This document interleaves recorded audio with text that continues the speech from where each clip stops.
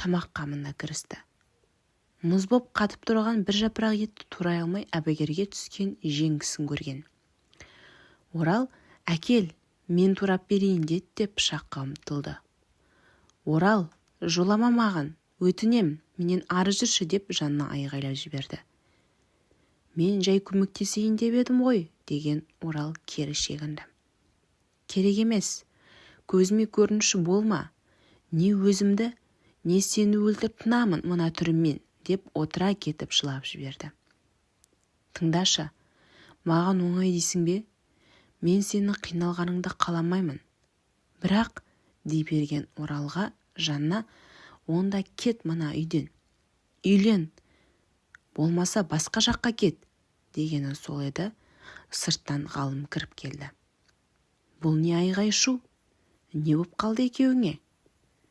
Ештеңе болған жоқ деп жанна көз жасын тия алмай ас үйден шығып кетті. Ғалым екеуінің арасындағы суық қатынасты біраздан бері сезіп жүрген.